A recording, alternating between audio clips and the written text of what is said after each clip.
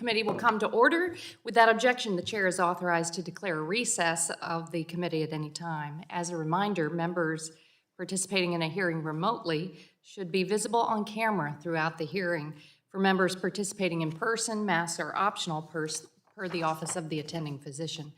As with in-person meetings, members are responsible for controlling their own microphones. Members can be muted by staff only to avoid inadvertent background noise. As a reminder, statements, documents, motions must be submitted to the electronic repository to sccc.repository@mail.house.gov. Finally, members or witnesses experiencing any technical problems should inform the committee staff immediately. Well, good morning. Welcome to our Cutting Methane Pollution, Safeguarding Health, Creating Jobs, and Protecting Our Climate hearing. Today we will review community perspectives on public health, climate, and jobs, and the economic benefits of cutting methane pollution from oil and gas infrastructure. I'll now recognize myself for 5 minutes for an opening statement. Well, welcome to part 2 of our hearing series on methane, the second largest source of heat-trapping pollution and a major contributor to the climate crisis. Last week, we discussed state perspectives on cutting methane pollution and waste from the oil and gas sector. This week, we'll discuss how slashing methane will help us safeguard the public health, create family-sustaining jobs, and improve lives across the nation. It's clear that we need federal action to reduce methane pollution from the oil and gas sector, which remains the largest industrial source in the United States. According to the majority staff report from the House Science Committee, oil and gas companies are routinely failing to address super-emitting leaks. Deployment of technologies to find and repair leaks is limited and it's inconsistent. In order to fix this, it's crucial that the federal government holds producers accountable for wasteful leaks, as well as harmful practices like venting and flaring. Unless we step up our work, American families will continue to face the costly harms posed by this super pollutant. The health risks associated with methane pollution are clear. Americans living near oil and gas production suffer more asthma attacks, as well as other lung and heart problems. Living near oil and gas wells can be dangerous to pregnant women, causing lower birth weights and preterm births. In too many cases, these harms fall on frontline communities, including communities of color and low-income neighborhoods. But these outcomes are entirely avoidable. There are ample technologies available to help producers cut methane in cost-effective ways. These include continuous monitoring technologies, handheld optical imaging sensors that use infrared light, satellites that detect plumes from individual sites, and technologies to cleanly combust methane on-site. Deploying these technologies would allow the oil and gas sector to slash its methane emissions in half at no net cost. This is low-hanging fruit. These technologies can reduce waste and help save producers and customers money. But we need more companies to take advantage of them. Strong methane regulations from the Environmental Protection Agency to address the industry's wasteful methane leaks will help drive innovation, enhance deployment, and create jobs. Good news, we're getting help from the Biden administration. Last week, along with the European Union and others, President Biden helped launch the Global Methane Pledge Energy Pathway. It's a commitment to drive down methane pollution in the oil and gas sector and to eliminate routine flaring as soon as possible. The president is also committed to slashing methane emissions in half by 2030. As his proposed EPA rule would reduce methane emissions by roughly 41 million tons through 2035. House Democrats have also taken action. In the Energy Act of 2020, we included improvements to natural gas pipeline safety, as well as requirements for minimum performance standards, strict deadlines, and the use of advanced technologies to find and repair methane leaks. Last year, we passed a bipartisan resolution rejecting the Trump administration's attempt to weaken methane safeguards. And through the bipartisan infrastructure law, we invested $4.7 billion to help states and tribes plug and remediate abandoned oil and gas wells. We also increased funding for reclaiming abandoned mines, modernizing natural gas pipelines, and addressing undocumented orphan wells. The House-passed reconciliation bill also included a methane fee to address wasteful pollution.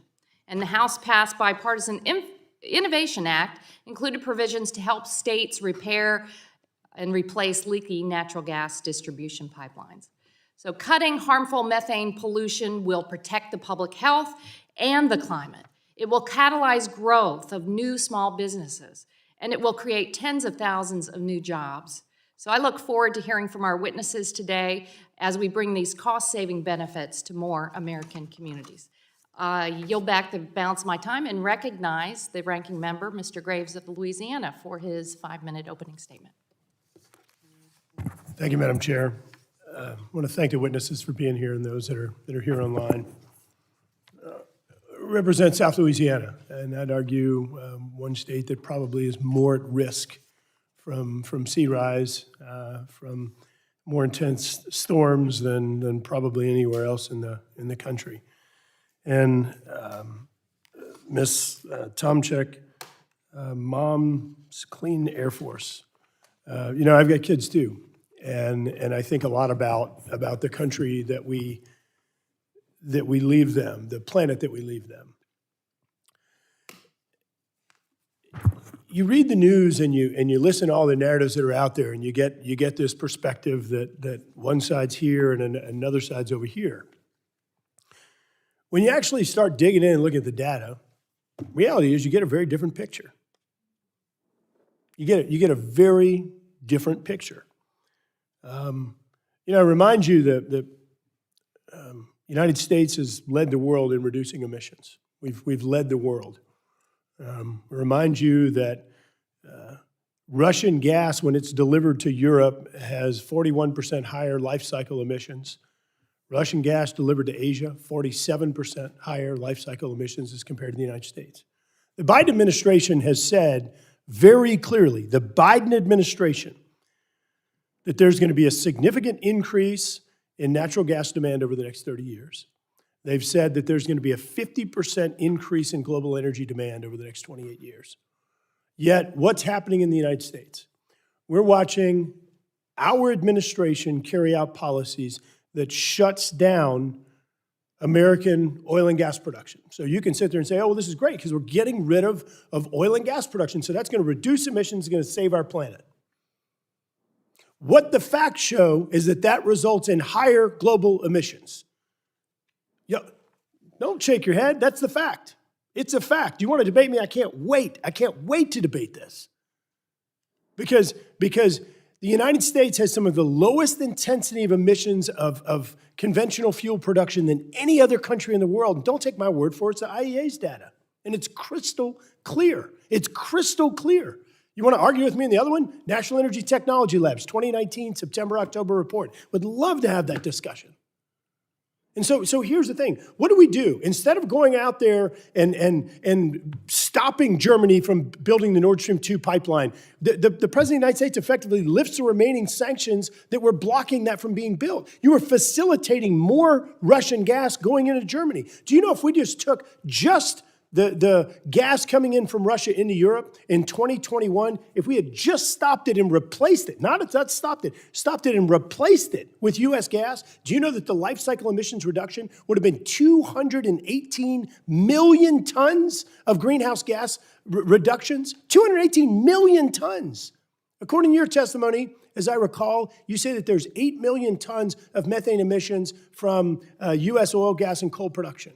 And I'm not going to sit here and try and do the math between total greenhouse gas emissions and the methane, but my gosh, 218 million tons from 1 year. And according to your testimony, I believe it's 8 million tons for oil, gas, and coal for all energy production in the United States. This is baffling to me. This administration shuts down the Keystone Pipeline whenever you have his own press secretary standing up there and saying, oh no, it didn't stop the production of the areas where the Keystone was gonna transport from. They're just sending it through different means. You know what that means? That means that you have higher emissions, and it means you have a greater chance of spilling. Wait a minute. I thought we were doing this to protect the environment. You know, what's happening right now, this administration's policies, they've said, well, we're gonna ban Russian oil. All right, we're gonna ban Russian oil, we're gonna stop it. And we said this was gonna happen. We said it on February 22nd. If you don't do this right, it's actually going to cause greater emissions and it's going to cause greater problems. So look what's happening right now. Russia's actually making more money. They're making more money off of their oil today than they were before they invaded Ukraine. Look at their economy. Look at the ruble. And do you know what we've done? We're selling cheaper energy right now to India and to China, which has higher greenhouse gas emissions. So all we've done is we've incentivized the purchase of Russian oil that has greater greenhouse gas emissions. Nice job. And hey, on top of it, there's Lanya. We've actually incentivized a higher emitting source, and on top of it, we've undermined the U.S. economy and lost competitiveness. You know, I've been accused, I'm from South Louisiana where we have energy production. And by the way, some of the lowest intensity of emissions energy production in the world. And I've been accused of being a shill of the oil and gas industry. I want y'all to think about something. The policies this administration's carried out have resulted in over 100% increase in gasoline prices, nearly tripling of natural gas that have been heard is price gouging and all these massive profits from these companies. Who's caused that? They have. The policies we're advocating for, lower emissions. Let me ask you a question. Who's the environmentalist? Now I want to welcome our witnesses. Patrice Tomczyk is a senior national field manager with Moms Clean Air Force. She advocates for equitable solutions to protect children's health from air pollution and climate change. A resident of Pennsylvania, Ms. Tomczyk first became involved with Moms Clean Air Force as a volunteer, joining other local parents to push for clean air safeguards after fracking was permitted at gas wells near her children's schools. Dr. Robert Kleinberg is a senior research scholar at Columbia University's Center on Global Energy Policy. His work focuses on energy technology and economics, as well as environmental and regulatory issues associated with the oil and gas industry. Dr. Kleinberg earned a doctorate in physics from the University of California, San Diego, and is a senior fellow at the Boston University Institute for Sustainable Energy. Dr. Caroline Alden is the co-founder and vice president of Product and Markets at Longpath Technologies, which is a greenhouse gas emissions monitoring service based in Boulder, Colorado. Dr. Alden earned her doctorate in geology from the University of Colorado, Boulder, and she previously worked with the National Oceanic and Atmospheric Administration's Carbon Cycle Group on greenhouse gas flux algorithms. Sarah Ann Smith is the Chief of Programs with the Clean Air Task Force, a member of Clean Air Task Force Senior Leadership Team. Ms. Smith led the growth of the organization's methane emissions reduction program, building up a small team into a substantial global operation on 4 continents. Without objection, the witnesses' written statements will be made part of the record. With that, Ms. Tomczyk, you are now recognized for 5 minutes. Welcome. Thank you. And hello, Chair Castor, Ranking Member Graves, and members of the Select Committee. Thank you for inviting me here today to speak about protecting our health, our climate, by cutting methane pollution. I'm Patrice Tomczyk, a national field manager for Moms Clean Air Force, a national community of more than 1 million moms and caregivers united to protect our children's health from air pollution and climate change. We envision a safe and equitable future where all children breathe clean air and live in a stable climate. I'm a mother of 2 boys living in southwest Pennsylvania on top of the Marcellus Shale, where many oil and gas operations are located within communities like mine. In the U.S., the oil and gas sector is the largest industrial source of methane pollution, contributing to climate change. Methane is a potent greenhouse gas and the main component of natural gas. Children who live, learn, and play near oil and gas operations face higher risk of exposure to oil and gas industry's harmful air pollution. Across our nation, more than 3.9 million children go to school within a half a mile of oil and gas operations. My children attend the Mars Area School District, where there are gas wells and a spiderweb network of gathering pipelines. The closest wells that have been fracked are approximately a half a mile away from my children's school campus, where 3,200 students' health is put at risk. Oil and gas operations emit climate-warming methane and also harmful volatile organic compounds, otherwise known as VOCs. Both can contribute to ground-level ozone or smog. Smog is a lung irritant that triggers asthma attacks and increases lung infections. Children have a higher respiratory rate than adults and thus can be exposed to higher rates of air pollution than adults. My boys play outdoor sports for school, and I'm very concerned about what they are breathing into their still developing lungs. In addition, VOCs such as benzene are emitted by oil and gas operations.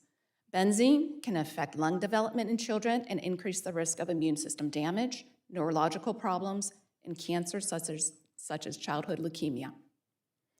As a parent of a child who had leukemia, I know firsthand how critical clean air is to good health.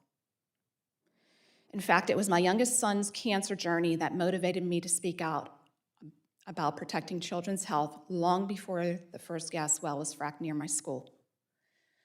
Yet every day I send my children to school, I fear for their health. This is especially true for Carson, who's at a higher risk of having cancer again. I'm constantly reminded about how important my work is to protect children's health from air pollution and climate change. The families I work with would tell you that our climate crisis is a health crisis. These families are experiencing climate change impacts when smoke from record-breaking wildfires can poison the air for millions across the West. When severe heat waves regularly threaten public health, preying on older adults, pregnant women, and low-income communities, the list goes on. This is happening right now, and we're all impacted by it, and especially at risk are Black, Indigenous, and Latino communities who are disproportionately exposed to the effects from climate change and harmful pollution from oil and gas operations.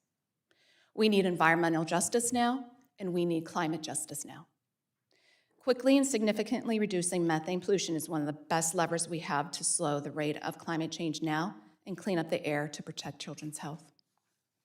Our families need strong federal standards to create baseline methane protections, especially for states that have failed to enact meaningful oil and gas methane protections.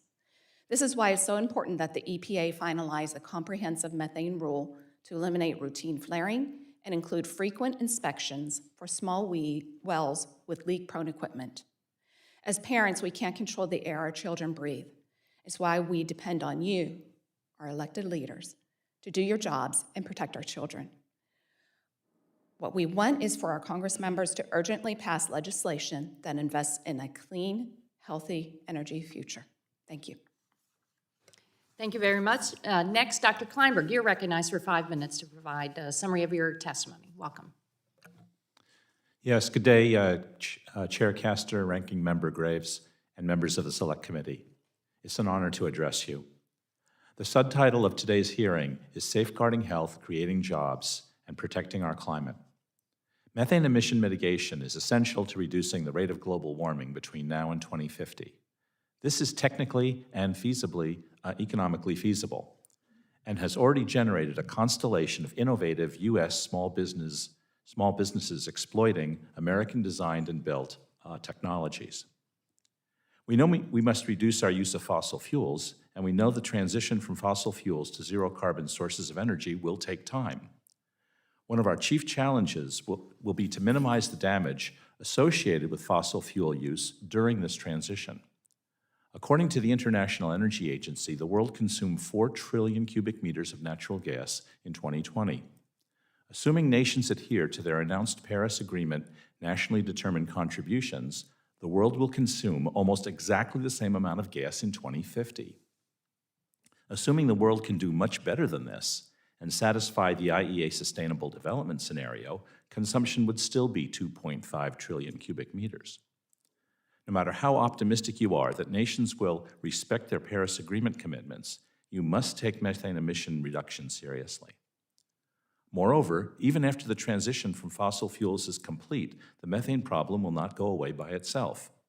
Biogas and biomethane production and transport have been found to be sources of this climate pollutant as well.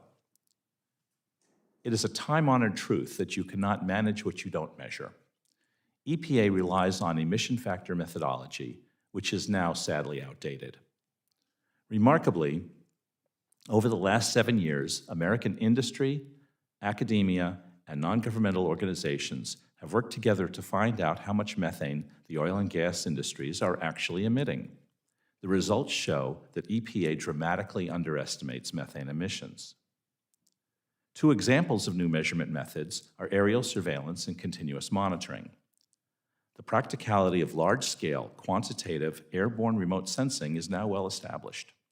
A large number of large-scale campaigns have been performed in major oil and gas producing regions. Costs are surprisingly modest.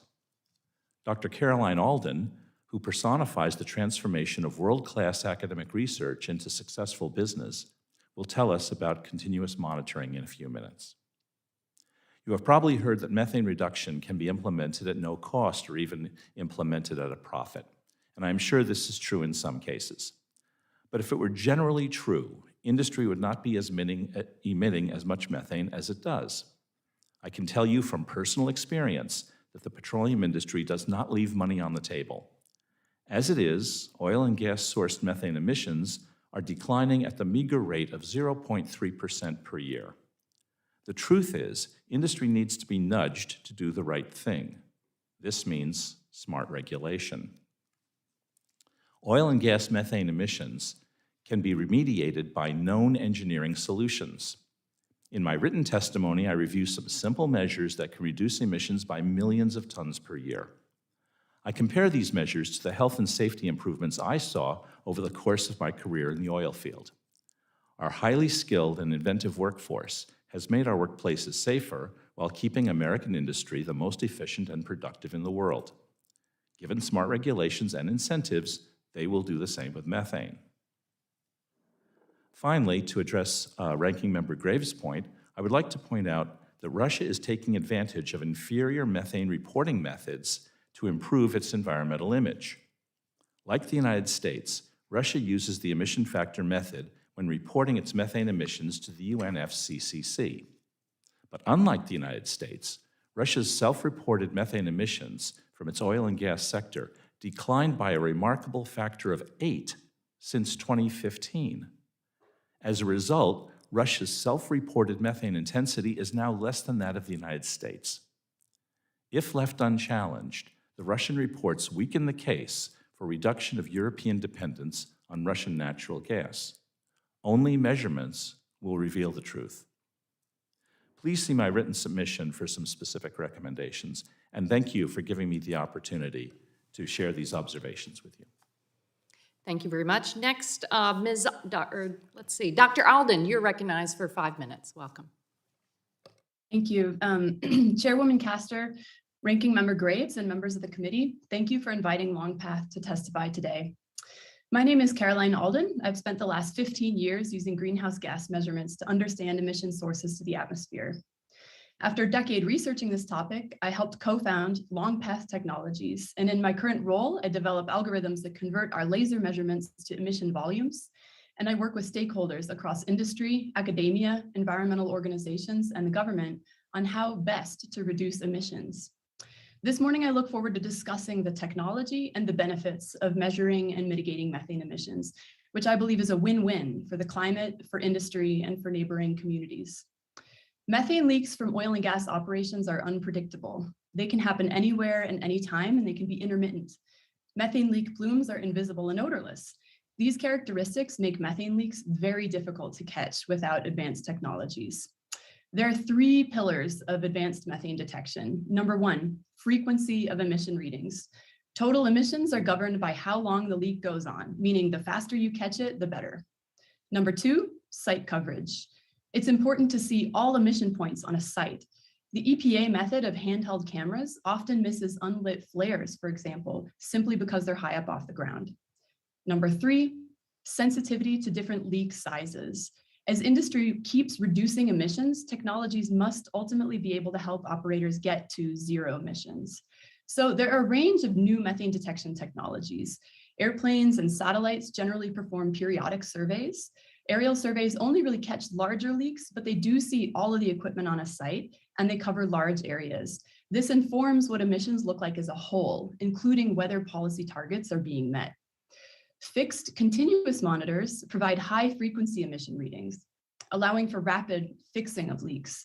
Continuous technologies vary in terms of coverage, but most have the ability to catch small leaks, and many have the ability to quantify leak volumes. The US doesn't currently have a regulatory system established to leverage quantification data, but quantitative data provides many benefits. Quantification lets operators prioritize leaks for faster repair, prioritize what equipment to replace, tune equipment set points, and ultimately assess how well compliance measures work. Longpath Technologies uses Nobel Prize-winning frequency comb lasers that emit hundreds of thousands of colors of infrared light to measure methane and other greenhouse gases in the atmosphere. Each laser is tower-mounted and covers 20 square miles, measuring emissions on a site-by-site basis for customers within the purview. Longpath's network-style coverage lowers the barrier to entry for monitoring all types of facilities, importantly, including marginal and orphaned well sites. So going back to those pillars of advanced monitoring, Longpath provides continuous emissions data to customers in real time. Our readings cover all the equipment on the site, and we quantify all sizes of leaks. Importantly, the tech is proven through extensive third-party blind testing and in the field, and we have made all of that data publicly available. In closing, I'd like to offer 4 themes for methane detection in emerging policy, differentiated markets, and with respect to industry adoption.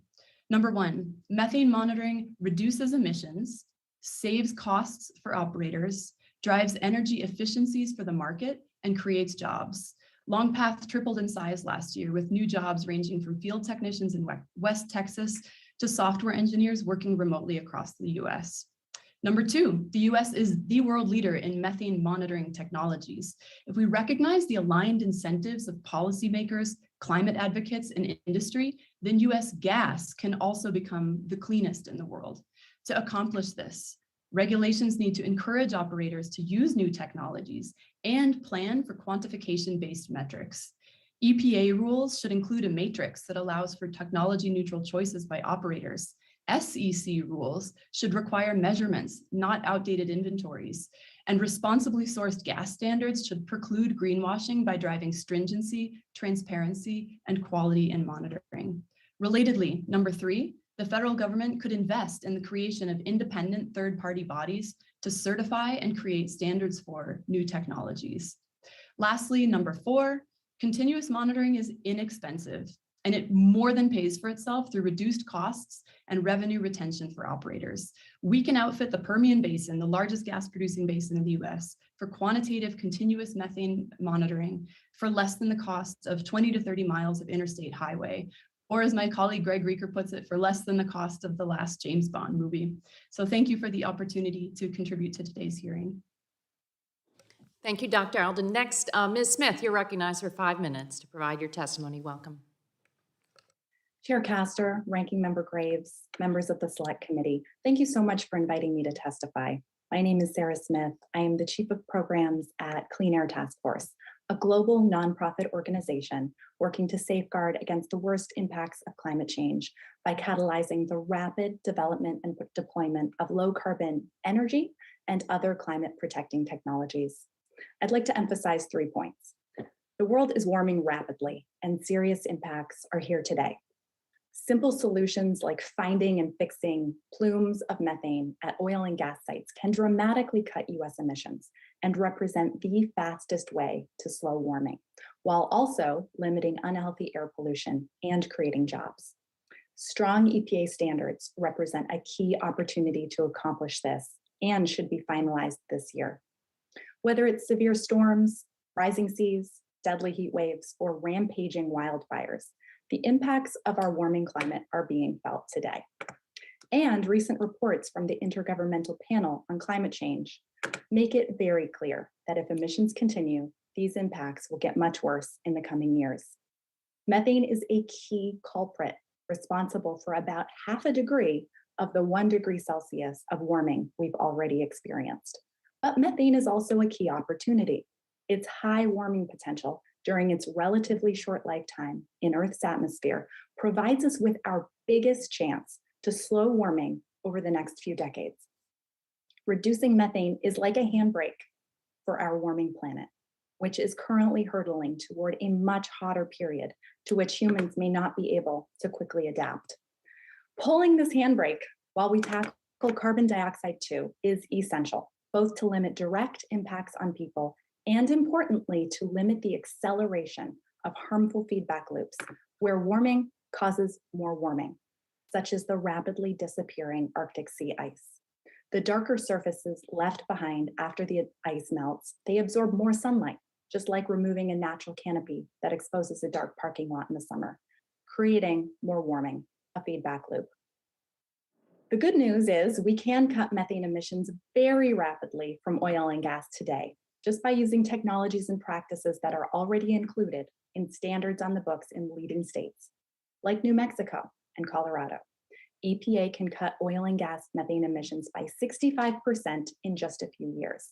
These solutions do not require rocket science, just simple, sound plumbing. The standards EPA should put in place would require the oil and gas industry to regularly check their equipment for leaks using modern instruments and to replace equipment that is designed to dump methane gas into the air with modern clean equipment that doesn't. It's that simple. EPA's proposal last fall would go a long way to accomplish these reductions, but it needs to be strengthened. The Methane Emissions Reductions Program in the House-passed Build Back Better Act would serve as an effective and efficient complement to the EPA regulations because it would go into effect more quickly for existing sources, incentivizing the highest emitting operators to rapidly invest in cleaner equipment. These policies would lead to dramatic cuts in methane from US oil and gas, nearly 8 million tons per year of methane. And as Ms. Thompson underscored, these policies would cut pollution beyond methane as well. Millions of tons of other ozone smog precursors and over 100,000 tons of air toxics like carcinogenic benzene every year. Finally, strong EPA standards would create more than 60,000 high-paying jobs, according to CATF estimates, in the oil and gas industry, manufacturing, and other sectors. These policies can dramatically cut US methane emissions by 2030 and build on global momentum to address methane emissions, as seen in the Global Methane Pledge, led by the United States and the European Union. The US has shown great leadership on methane around the world and can back up that leadership with strong action to cut methane here at home. Methane emissions from oil and gas are wreaking havoc on our planet and our communities. And we have the solutions in hand to rein them in. We must use them now. Thank you. Thank you, Ms. Smith, and thanks to all of our witnesses for your insightful testimony. I like the American can-do spirit theme that you all have. Now we'll go to witness or to member questions. First up, Ms. Brownlee. You're recognized for 5 minutes. Good morning. Thank you, Madam Chair, and I feel like this is the first time I've ever been first on the committee to ask questions, so thank you for that. According to the International Energy Agency, natural gas markets could have sold an additional 180 billion cubic meters of natural gas if all the leaks from fossil fuel operations in 2021 had been captured, a volume equal to the entire gas market of Europe. Ms. Smith, you noted in your testimony that routine flaring wasted enough gas in 2019 to heat over 8.5 million homes. This seems like it should be a powerful economic incentive for industry to stop leaks and flares from drilling. So what do you think accounts for industry's failures to do more on their own to address the problem? Do you think industry's failure to fix the problem is yet another argument for strong EPA standards? Thank you so much for the question, Representative Brownlee, and you're absolutely right. The amount of waste is staggering. Billions of dollars worth of natural gas being vented and flared and leaked every year. Why hasn't the industry acted? I think we haven't had uniform standards, requirements, and that's the role that EPA can play by issuing strong safeguards this fall. Do you see any industries beginning to regulate this on their own just to protect their bottom line? Some companies have been more forward-thinking in this area. We released a benchmarking report recently that looked at the top 100 operators, and there's a big range when it comes to emissions. So again, that underscores that the solutions do exist, but are not being used uniformly. Thank you for that. Ms. Tomkick, thank you for your testimony and being here. You mentioned and talked about your children's school being a half a mile or so from fracking wells. So with all of the new technology and satellite data that's really available now to track methane flares and emissions, has this data helped you in any way to raise awareness at the local level about these problems?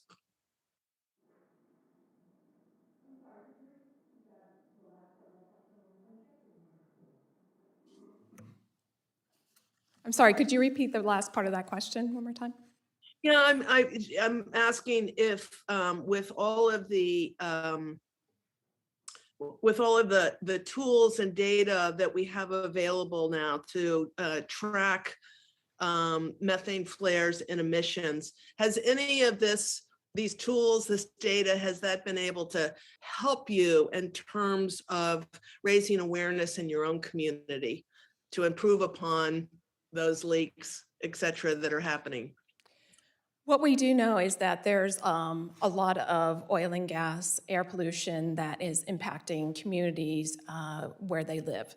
And so the information and technologies are making it clear that we need federal methane rules and regulations to protect those communities who are being impacted by flaring and also the pollution that is created from the leaks from small leak-prone wells. And so it's very important that these methane rules are enacted as quickly as possible to protect the health and help protect people from climate change too. Thank you. And again, thanks for being here. Ms. Smith, you noted in your testimony that there are a variety of different kinds of leak detectors, including close range technologies and screening technologies. Do you have an estimate of how much these various technologies would cost? For instance, the handheld device that you spoke of.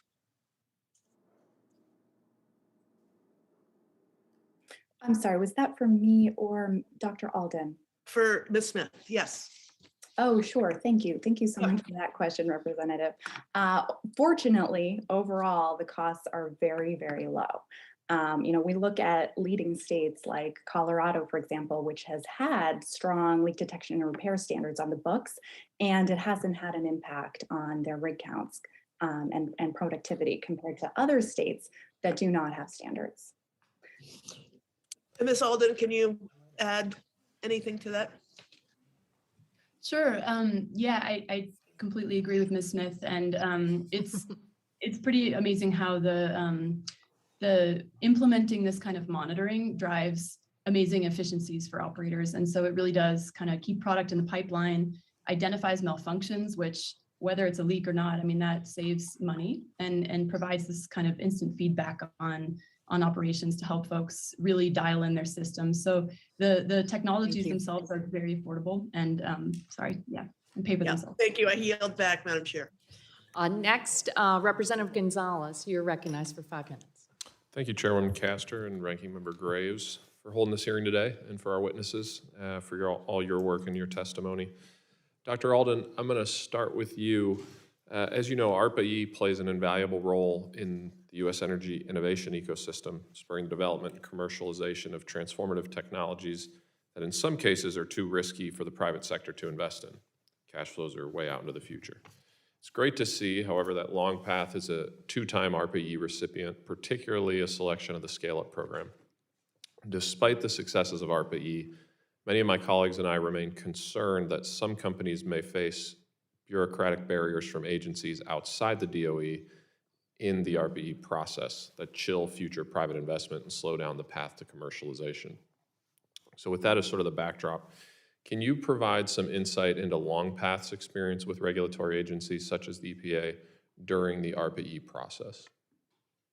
Sure, and yeah, we're a huge fan of ARPA-E. I mean, the ability for the federal government to invest in high risk, high reward ideas, and some of those won't pan out, some of those do, and that's great for the American economy when they do. And so working with other agencies, I mean, it's tough for federal regulations to keep pace with the kind of technological innovation that's happening right now. I think EPA has taken great first steps in their draft rules. They opened the door to 2 new technologies, which is huge. And we've been working directly with them, and a whole bunch of other stakeholders, including Dr. Kleinberg, have as well, to help them get those rules across the finish line in terms of kind of planning for the future of better technologies taking hold. So I think, yeah, to the extent that agencies can look at regulations that are potentially adaptable in the future, and also setting metrics that we think we can achieve in the future, I think that's a positive step. Thanks. And then outside of the rulemaking process, are there any other specific recommendations that you would make to improve the process on your side, just to make sure that we don't have a bunch of great technology companies stuck in sort of a bureaucratic mess, which I know happens at times?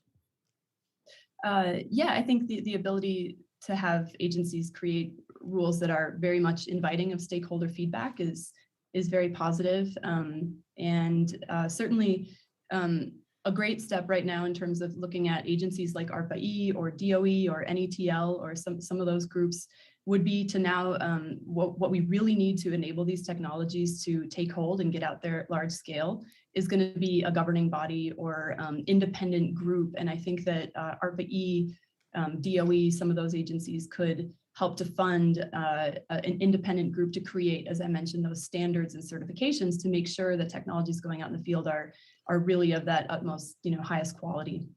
Thank you. Shifting gears a bit, I want to take a minute to focus in on how the various methane monitoring technologies can work together to improve our detection systems.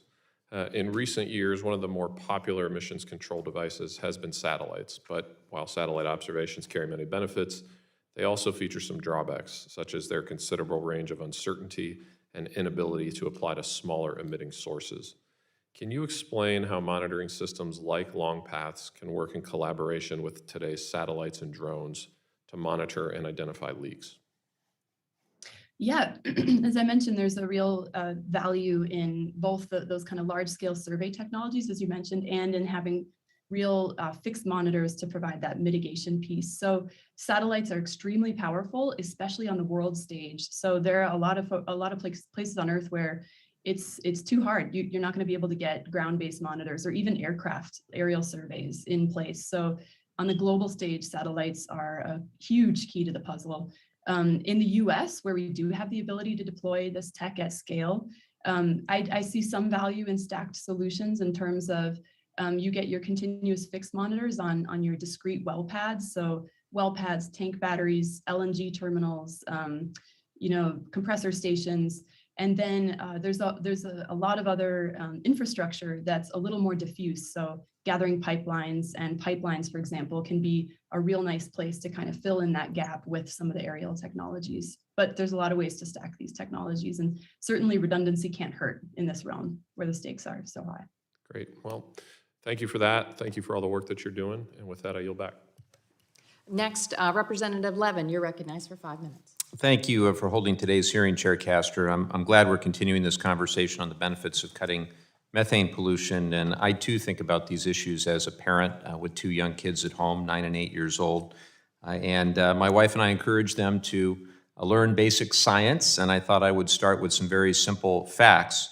As we've heard, methane is a key greenhouse gas driving global mean temperature rise. While addressing carbon dioxide emissions gets prime focus in many conversations around climate change, recent study by scientists at Scripps Institution in Oceanography in my district confirm what we already know. Reducing carbon dioxide emissions alone is not enough to meet our 2050 climate targets. In order to stay below these metrics, the study notes that we must also focus on addressing methane emissions and other non-carbon dioxide climate warming pollutants in order to avoid triggering irreversible climate change. Methane is particularly important because it has a warming potential nearly 80 times greater than carbon dioxide over 20 years, and human-caused emissions of methane currently represent 1/3 of all warming from greenhouse gases. Given methane's intense warming potential, stopping methane pollution is one of the most impactful interventions we can take in the short term to avoid additional warming in the coming years as we continue working to decarbonize all facets of our society. But as we've discussed today, stopping methane leaks doesn't just have climate benefits, but we also know that reducing methane emissions has key public health and economic benefits. And as part of the United States efforts to help reduce Europe's dependence on Russian fossil fuels, President Biden recently committed to provide additional 50 billion cubic meters per year of U.S. liquefied natural gas. A recent analysis by the Environmental Defense Fund found that reasonable reductions in methane waste from leaks and flaring could meet 50% of President Biden's commitment of sending 50 billion cubic meters to our European allies. Seems to me that the oil and gas industry should focus on reducing waste of our natural resources as the most tangible, short-term solution to increase the domestic supply of natural gas. Ms. Smith, do you agree that reducing methane pollution by deploying leak detection and repair technologies represents a key opportunity to increase our overall supply of natural gas and help address high energy prices, both domestically and for our European allies? Thank you for this question. Yes, ending wasteful venting and flaring would indeed free up additional gas for export to Europe and should absolutely be a priority. We're talking about billions of dollars worth of gas going up in flames or going straight into the air in the US every single year. So my hope is that if we're really serious about maximizing the potential of our current gas, that we should be doing all we can to mitigate leaks and we should be preventing flaring. With my time remaining, I'd like to shift a bit to discuss efforts going on in my home state of California in using aerial surveys to improve the detection of methane leaks. Dr. Kleinberg, as you know, I think between 2017 and 2021, CARB led a pilot program, California Resources Board led a pilot program to use airplanes to detect methane leaks from sources including oil fields. And as part of this initiative, 44 California facilities voluntarily repaired leaks after they were notified about them as part of a pilot program. The fixes prevented the equivalent of 1.2 million metric tons of carbon dioxide from escaping into the atmosphere, which is equal to taking about 250,000 cars off the road for a year. And as a result of this success, CARB and Carbon Mapper are planning on launching 2 satellites in 2023 to provide regular, complete, precise, and timely measurement, not just of methane, but also of carbon dioxide emissions, as well as over 25 other environmental indicators. Dr. Kleinberg, given the success of California's pilot program, what lessons should the federal government take from these efforts to improve standards and methods for detecting and remediating methane leaks through aerial surveys, perhaps on a national level? Yeah, well, the California survey was a model for the way I think we should be moving forward in terms of regulation and measurement. It was extremely comprehensive, 272,000 sites. Riley Duran testified just last week at the House Science Committee on this. This is exactly what we need to be doing. It is remarkably inexpensive to do it, and as Caroline Alden pointed out, comprehensive. So this is the way to go. Well, I'm very grateful to have had the opportunity to have that pilot in California. I hope the rest of the country will take notice, and it's also great to hear from a UCSD graduate on our panel today. So Yes, I thank the witnesses, and I'll yield back to the chair. Next up, Representative Carter, you're recognized for 5 minutes. Thank you, Madam Chair, and thank all of you for being here, the witnesses for being here.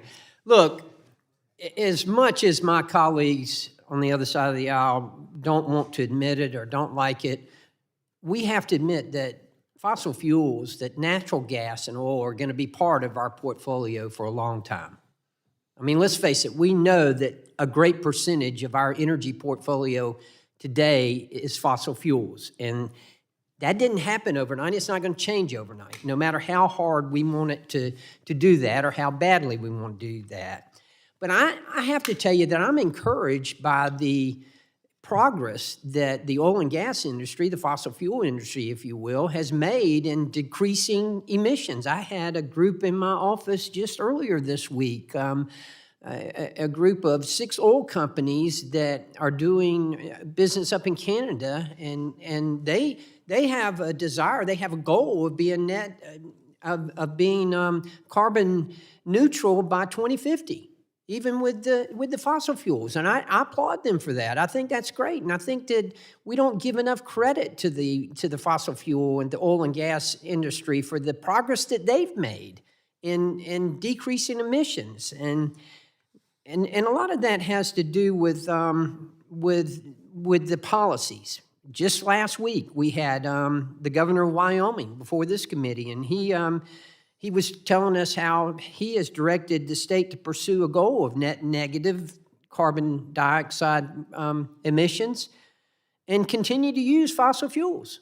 So, you know, it's going to be part of our future. I understand that, and technology is going to play a big part of that as well. But I want to pivot just a little bit, because we all know that that climate change and that this is a global problem. And we would be remiss, and we are being remiss, by not thinking about third world countries and about up and coming countries, developing countries, because they are using fossil fuels, and they're going to. Yeah, they do their best to use renewable energy and clean energy, but they are going to use whatever they have to in order to get their economies going and to have electricity, these developing and growing nations. Just an example, Indian government's own future fuel mix, their modeling shows that they will overwhelmingly depend on fossil fuels, even though they're going to have a rapid rise in renewable energy as well. Nigeria's vice president put it this way, and I quote, "No country in the world has been able to industrialize using renewable energy, yet developing countries are being expected to do so when everybody else in the world knows that we need gas-powered industries for business." So it's just part of it. Dr. Alden, I wanted to ask you, my question for you is this: doesn't that mean that it's extremely important to continue to invest, to explore, and to innovate in technologies like Longpath has, so that we can reduce these emissions while still providing reliable energy? Absolutely. I mean, I think that, you know, looking at the global stage, as I mentioned, there are, you know, satellites can kind of go everywhere all the time, or a lot of the time, and at least see the very, very large emissions that might be happening in other countries.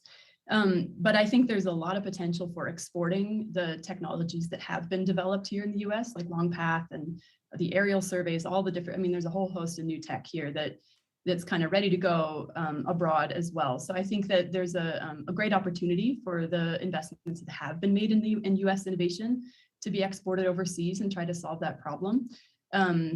Yeah, and also I think that, yeah, the other pathway is just, we've got the technology here, let's implement it and prove that via measurement that US gas is clean, and then you know, we can even export that gas. So well, let me ask you this real quick. I'm running out of time here. What about regulations? Wouldn't improving regulations to encourage more widespread adoption of technologies like we see at Longpath, wouldn't that contribute to the potential for job creation in these areas?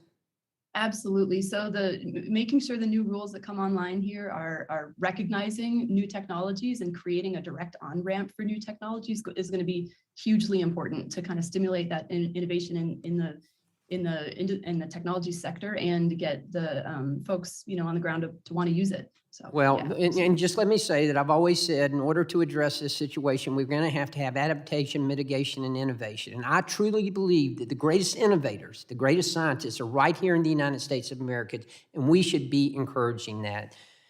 Thank you, Madam Chair. Now you'll back. Next, Representative Bonamici, you're recognized for 5 minutes. Thank you so much, Chair Castro, and thank you to the witnesses. I serve on the Science, Space, and Technology Committee, as well as the Select Committee.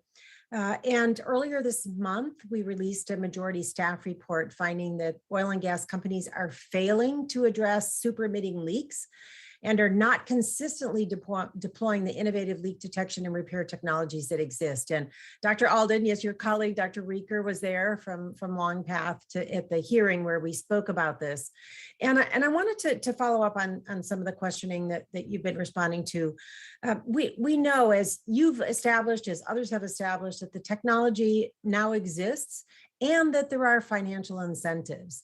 But apparently the industry is not adapting this technology. So how can Congress motivate industry to adapt this continuous monitoring technologies. And I just want to point out as well that I appreciate your comment, something that I've run across over the last decade on the Science Committee, that regulating technology is challenging because the technology changes so much more rapidly than regulation. So can you talk a little bit about the best things that Congress can do to motivate industry to adapt continuous monitoring?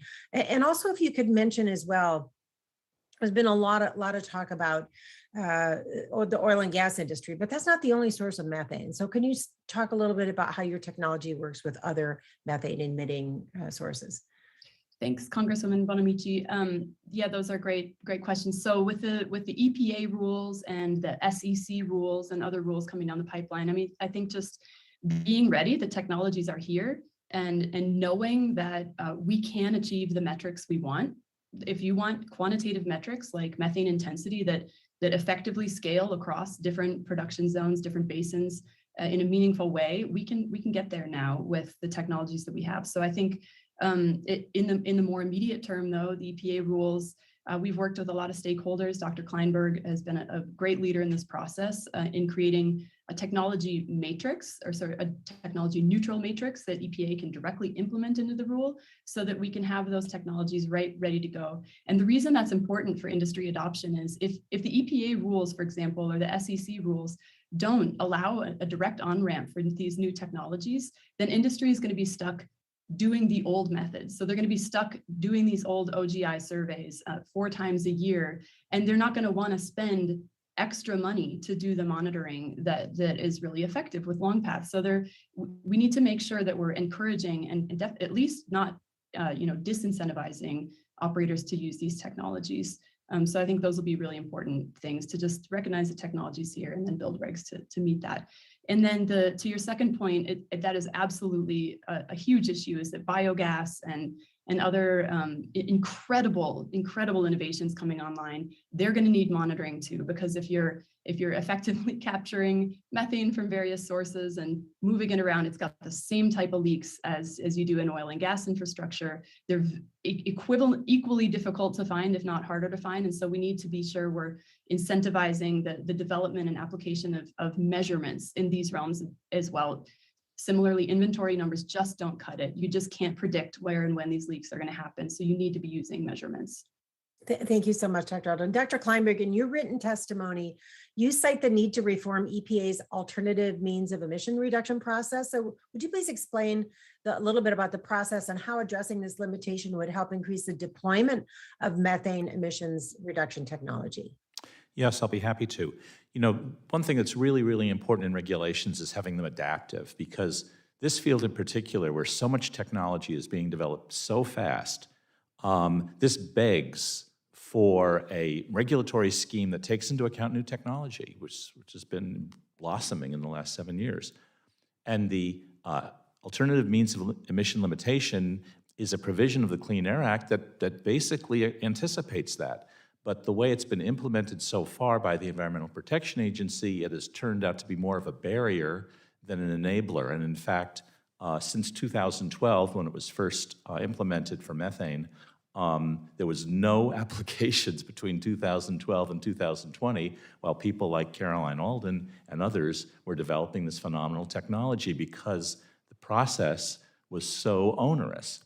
Now, it improved a bit in 2020, but still one application, which is still sort of floating around in EPA. We need to do better than that. We need to give EPA the resources to handle these applications and regulations that encourage innovation, not discourage it. I appreciate that. And I have another question for Ms. Smith, but I'm out of time. So I'm going to be submitting that for the record, as well as some follow-up for Dr. Kleinberg. So thank you very much, Madam Chair. I yield back. Thank you. Next, Mr. Armstrong, you're recognized for 5 minutes. Thank you, Madam Chair. If we think capturing 100% of the natural gas would lower our energy prices in the near term, then I don't think we're really being honest about how products get to market. In fact, one of the 2 biggest drivers for North Dakota not producing more oil and gas right now is human capital. We have a workforce shortage, as a lot of people do, and gas capture. And so if we would capture 100% of the gas in North Dakota right now, we would drop probably 250 to 300,000 barrels of oil a day. And that would happen overnight. So you wouldn't produce more gas, you'd produce less oil. And the reason for that is we're the geographic center for North America, and we don't have the capacity to get that product to market. So when we're considering methane emissions from oil and gas industry, we continue to hear the majority paint the industry with one broad brush. I think it's important that when we talk about who these producers are, what they are, and where they do business. Yes, there are large multinational companies, but the majority of the regulatory burden from broad federal onshore policy will fall on small and medium-sized oil and gas companies. And companies rightfully have concerns with these proposals. It's not because they want to pollute, and it's not because they aren't already being regulated. It's because they don't want to be subject to duplicative regulation from wellhead to market. And the real problem with actions by the EPA and Congress is that they stifle innovation. And even if they're intended not to, by the very nature of federal regulation, they're burdensome. As the majority has noted, states are already regulating and supporting innovative technology. We did this in North Dakota in the beginning of the oil boom when I served in the state legislature, talking about rewriting all our pipeline law. And at that time, we were talking about sensors, and we were really interested in how we were going to use them. It turns out they don't work when it's 25 below zero. So they didn't work, and we continued to move forward. North Dakota does this through the DEQ, through robust methane regulation that's already on the books. But the problem is when you revert to Obama-era EPA policies or a one-size-fits-all approach, you cut out new technology that by the very nature of federal regulation. It's unwieldy, it's burdensome, and it's unusable by producers. We need to stop duplicative regulations that only serve to slow down market innovation that limits methane. Dr. Alden, in your presentation, you walked through the technology developed by Longpath that support continuous monitoring of facilities that provides for leak detection and quantifiable data in real time. How do you accurately quantify emissions helps operators that use this technology work more effectively, and how can that both benefit both the industry and also reduce emissions? Yeah, your question is about how quantification helps? Yeah. Yeah, so quantification provides a lot of insights. I mean, we hear a lot of operators say, oh, all you need is a smoke detector. You just need to know if there's a leak or not. But when folks do start to onboard like quantitative data that's actually accurate and reliable, we see that they find a lot of value in that. So for example, folks can prioritize leaks for repair. They can start to tune in when they want to get alerts, what size leaks they want to get alerts on, what type of leaks they want to get alerts on, in order to really be efficient about attacking the worst leaks first. They can track and compare how equipment performs in different settings. They can look at, say, hey, on windy days, this separator that doesn't have a burner control unit, blows out and leaks gas, but this other one over here with a more advanced burner control unit doesn't. So we see a lot of value in being able to track those emissions over time, really look at their reductions quantify the reductions over time, and then compare site to site and equipment to equipment. And I appreciate that. We're always interested if it'll work in February in North Dakota. That's usually a big concern for us. So as you state in your testimony, technology neutral regulations could allow for adoption and deployment of new technologies. How could a neutral regulatory framework help deploy these technologies? And how important is it that regulatory agencies work with the different stakeholders to adopt a framework that allows this approach?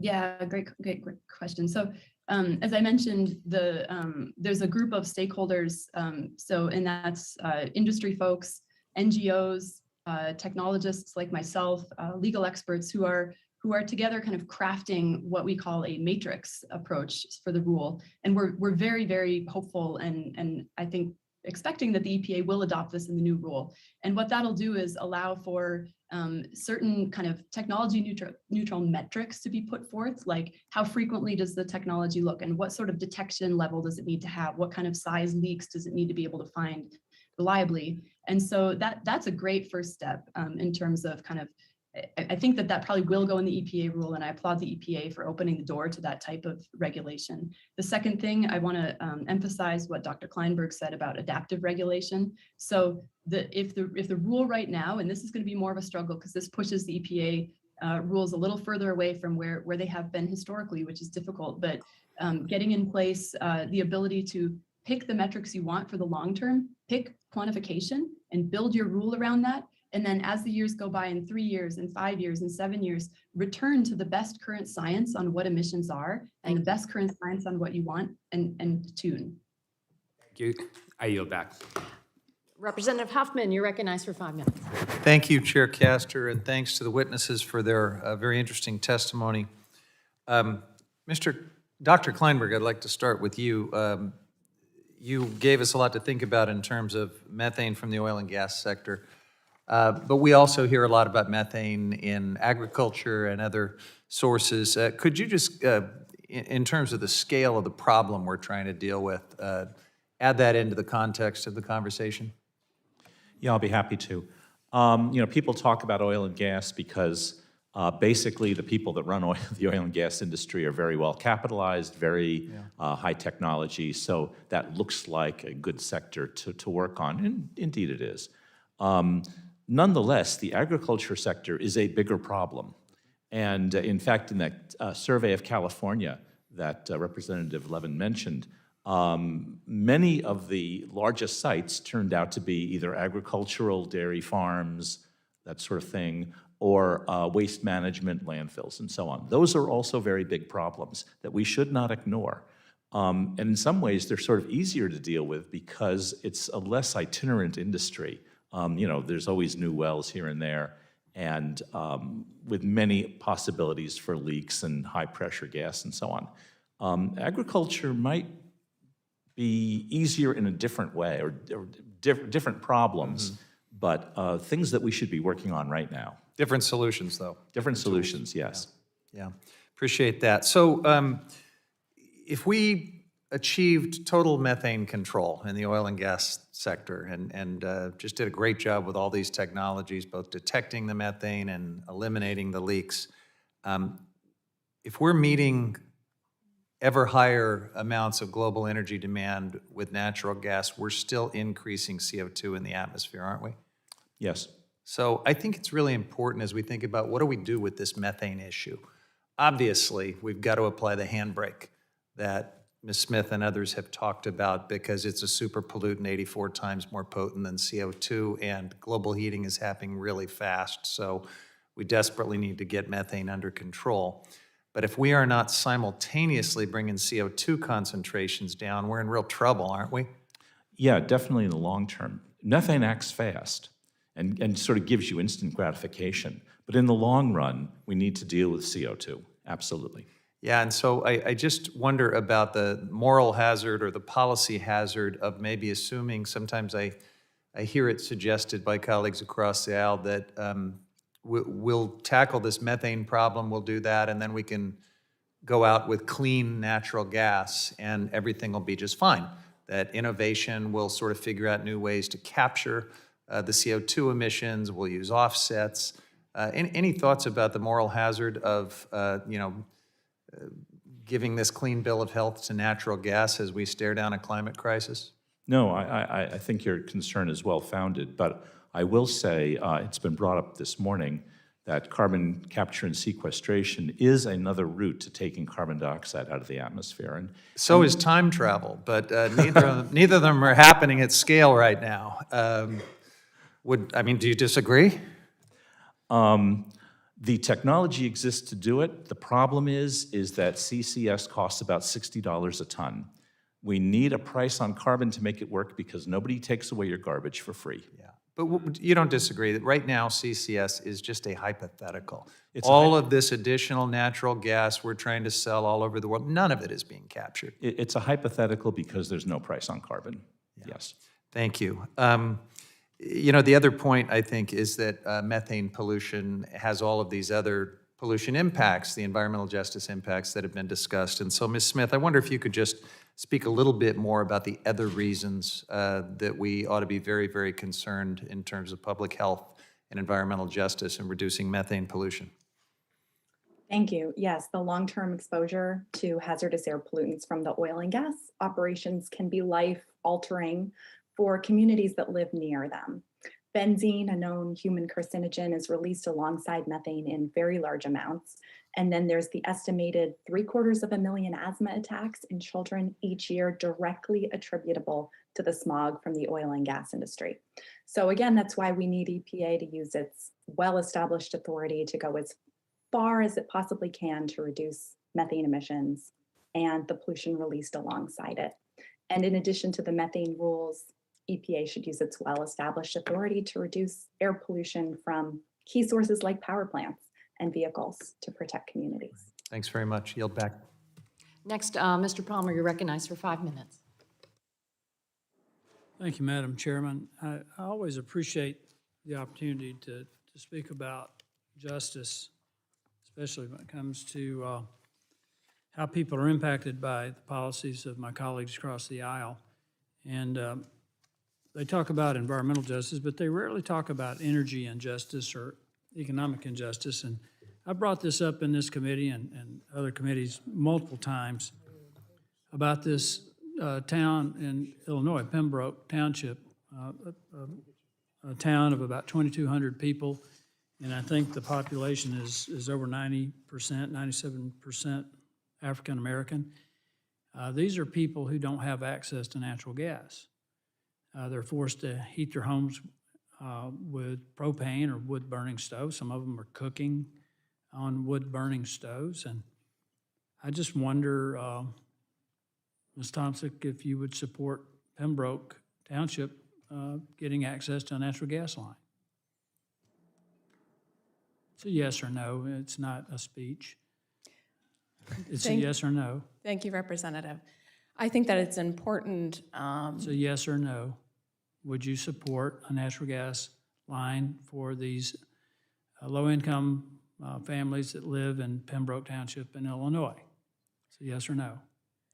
I would like to. I'll take that as a no. The good news is Jesse Jackson disagrees with you, and others in the civil rights movement disagree with you. And they have worked tirelessly to get a natural gas pipeline, and the Illinois legislature has finally approved it. So they will be getting access to clean burning natural gas that they can use to heat their homes, cook their food, warm their water, and hopefully bring some businesses into their cities so that they can have better jobs. And that's, in my opinion, environmental justice, economic justice, and energy justice. I also want to point out some things about the research. We love to talk about technology in this committee and in some of our other committees, and we act as though methane is a problem that can't be solved, and that's just not the case.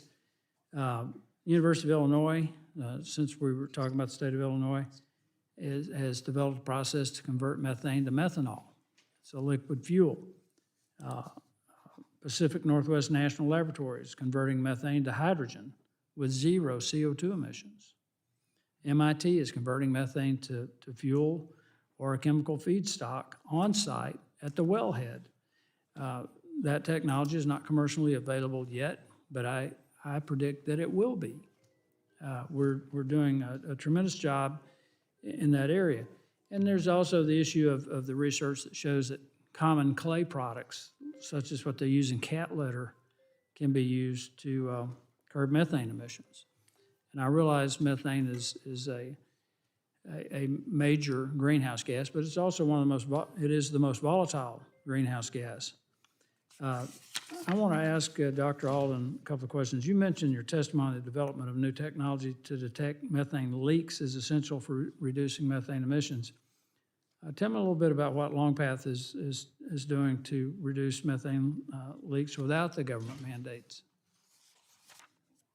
Yeah, well, there's been some pretty great industry adoption of trials of these types of technologies. So the industry's interested. I mean, they're testing stuff out. They're looking at the new tech. They're sometimes trialing multiple different types of technology and kind of seeing how emissions can be reduced. And so, yeah, I think that, as I mentioned, no one wants to do more, double up on what they need to do. So I think having the regulations allow that to count will be phenomenal. And I expect that to happen.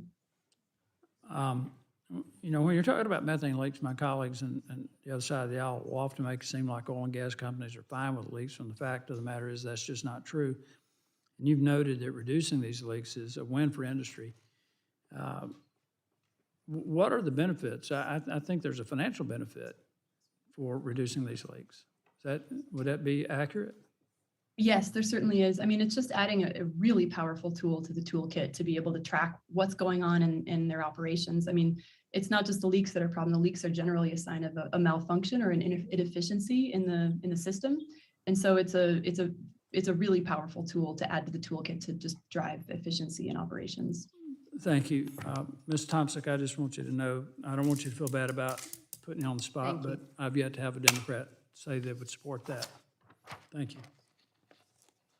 Okay, Mr. Palmer yields back. I recognize myself for 5 minutes for questions. So the reason that we've devoted so much time in this committee to hearings to methane is because it is a super pollutant. It is super damaging to the climate, and that is driving higher costs. We talked about some of the health impacts.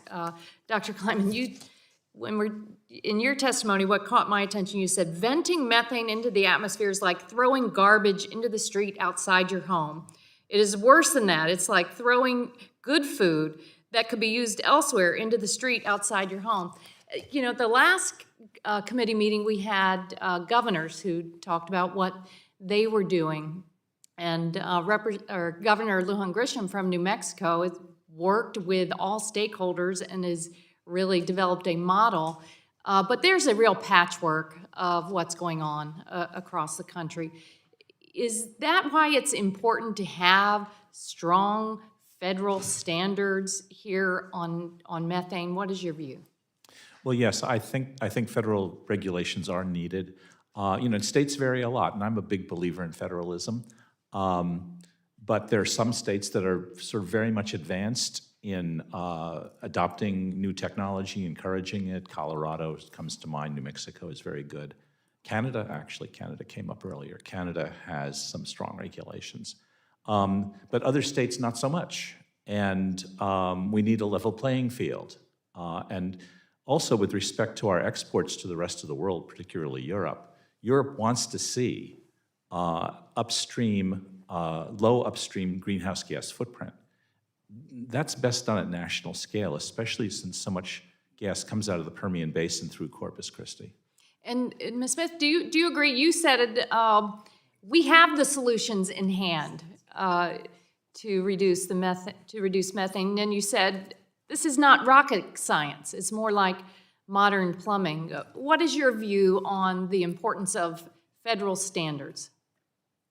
Yes, I agree with Dr. Kleinberg. You know, we have a patchwork of state rules and some large emitters like Texas that haven't acted. So we need those federal safeguards, and they have to apply to the existing equipment too.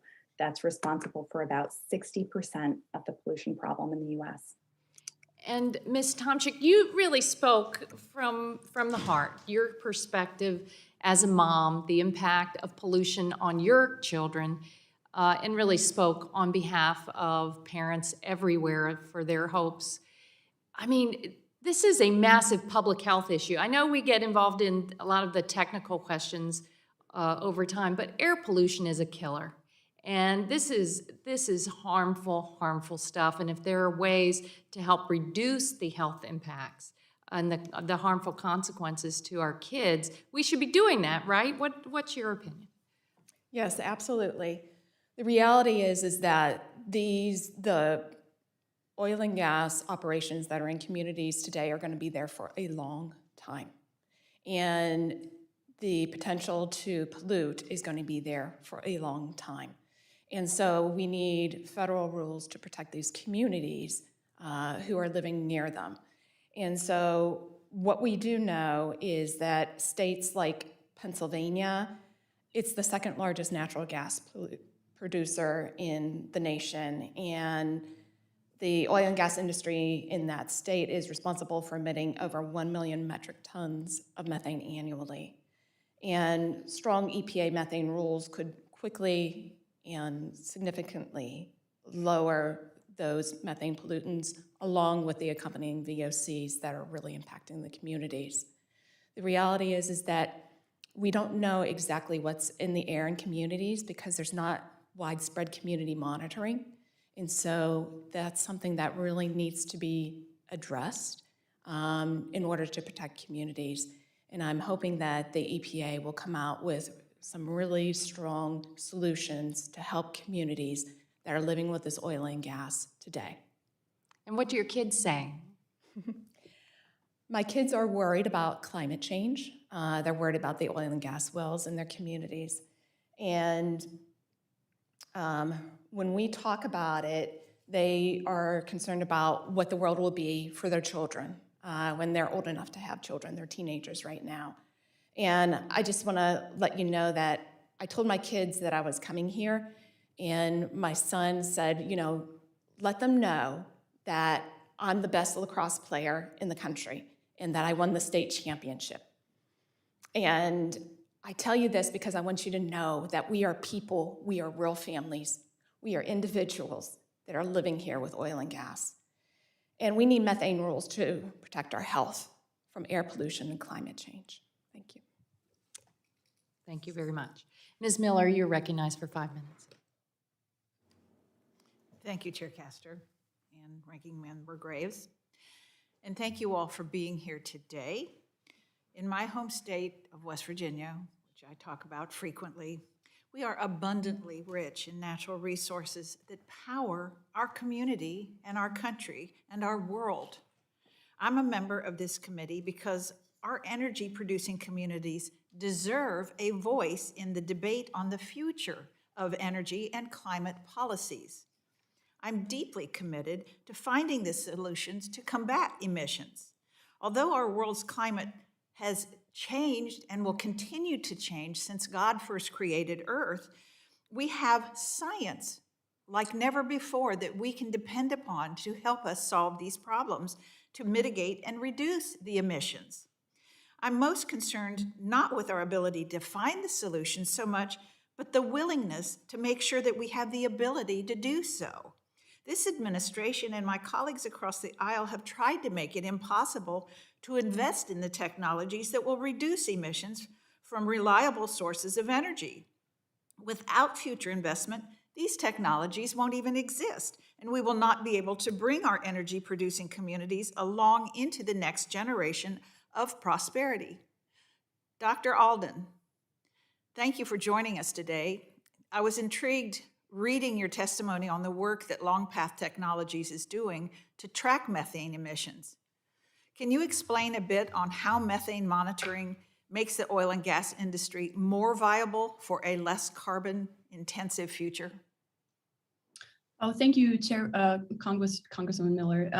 Yeah, so measuring methane emissions really does contribute to reductions in emissions across the supply chain for oil and gas. So I do think it's important for public and the private sectors to both invest heavily in technologies that can help us reduce emissions wherever possible. And yeah, I think it's a win-win for reducing emissions. Well, more generally, can you talk about the importance of continued investment in more traditional forms of energy and the new technologies that will support those types of producers? Yeah, I can't speak to sort of the general investment in technology in fuels because that's not quite my expertise, but I can speak to the helping these technologies continue to evolve and be more responsive, more sensitive, more quantitative is certainly going to help everybody. That's true. Longpath currently operates in the Permian Basin, which is quite flat. Does the technology also work in more mountainous areas like West Virginia, where we have abundant natural gas and oil reserves? That's a great question. So Longpath Technologies is a very, very new technology. We're very young. And so right now we're at that kind of max inefficiency in terms of kind of our system being able to get to smaller and smaller sites. And the reason that is we use one laser to cover many, many, many oil and gas facilities. So right now, areas like the Permian are ideal for us because we can kind of spread the cost of the system out over many, many operators and drive the cost of monitoring to very, very low levels. Certainly, as our technology continues to evolve, we will be able to kind of shrink down and get out to the areas like the Marcellus and where you guys are. And so, yeah, again, I think just keeping these technologies rolling, keeping that American innovation pushing forward will certainly help get monitoring everywhere it needs to be. That's why investing is so very important in innovation. Thank you. I'm yield back my time. Next up, Mr. Crenshaw, you recognize for 5 minutes. Thank you, Madam Chair. Okay, I think we all agree that we should detect, we should quantify, and we should limit emissions. And we've been trying to help companies like Longpath get the EPA approval they need to do this kind of very important work. It should also be said, none of us want harmful particulates in the air, but we should also know that these are already well regulated. But I do want to take a step back and note some inescapable facts. Number one, methane is simply a component of natural gas. Number two, natural gas has been and will be a key factor in reducing global emissions as it displaces higher emitting coal. Number three, no matter what we talk about here, the demand for natural gas and energy demand in general around the world will increase drastically. Number four, U.S. natural gas is far cleaner than our largest competitor, Russia, 41% cleaner by life cycle emissions. So now we have a cost-benefit question on our hands. Our citizens are facing higher energy prices and suffering from the associated inflation, and this administration can't stop coming up with ways to discourage investment in our domestic oil and gas industry to increase production, which is our only hope of reducing prices anytime soon. So, if we want to tell the American people today that they should accept even higher prices, there better be quite the extraordinary benefit awaiting them. But here's the thing. Oil and gas methane emissions make up about 20% of global methane or global emissions. The US makes up about 7% of that global emissions. And US oil and gas makes up about 2.8% of global methane emissions. So in the end, we're talking about tackling 2.8%. So you have to ask, what will happen? What will reducing a fraction of a fraction at great cost even really accomplish? Ms. Smith mentioned earlier that this was the fastest way to reduce global emissions, but this is clearly false just by the numbers. If we want to be factual, we would recognize that 50% of the world's emissions come from foreign coal. Foreign coal is most likely to be displaced by natural gas if we can get our product there. Our domestic gas producers tell me that they could quadruple exports in the next 10 years. If our export policy was targeted at displacing foreign coal, this would have the emissions equivalent of electrifying 100% of US passenger cars, powering every home in America with rooftop solar and battery packs, and adding 54,000 windmills, which would mean doubling US wind capacity. That would seem like a better investment to me if reducing global emissions was indeed our goal while also maintaining some kind of price stability and energy reliability. Seems like we can have it all if we want.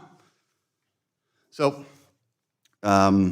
my questions are for Dr. Kleinberg. You talked about Russian gas earlier and some of the problems with measuring their gas and how we can compete with that. But just frankly, if a country is looking to purchase natural gas with low methane emissions, should they purchase from the US or from Russia? Well, you know, to be honest, we don't actually know the answer to that question. Now, I've studied the Russian statistics very carefully, and they just look fishy.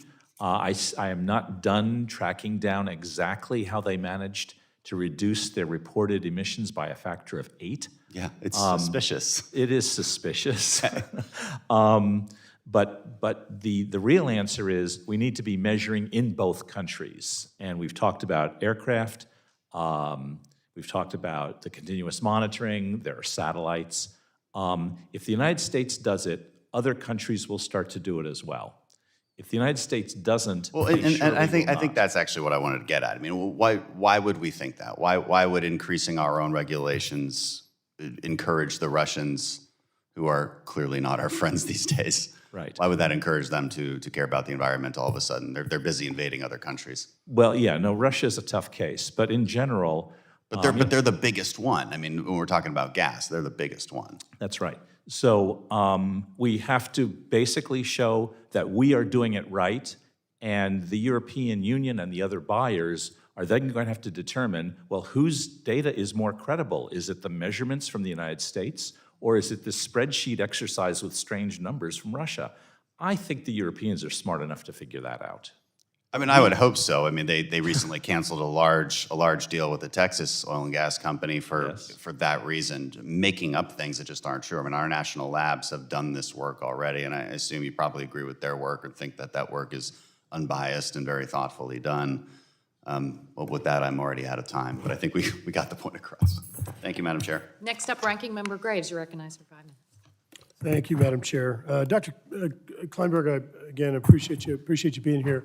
And I want to follow up on Congressman Crenshaw's questioning.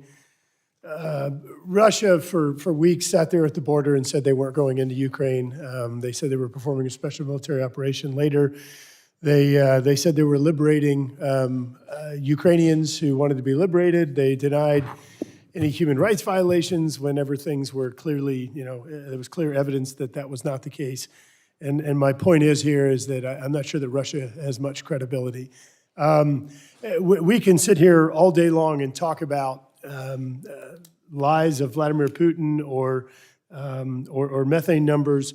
I do want to ask you, though, you noted in your testimony that there's likely some distortion. I heard you tell Mr. Crenshaw that some of Russian numbers are fishy. I did want to ask, what do we do to put a better system in place to actually get more accurate measurement? And can you explain the benefits of the International Methane Emissions Observatory?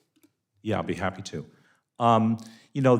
Russia is using the same system that was first used in the United States, pioneered by the EPA and the Gas Research Institute back in the 1990s, which was the best method at the time, which is this emission factor method, which is basically a spreadsheet that involves no measurements.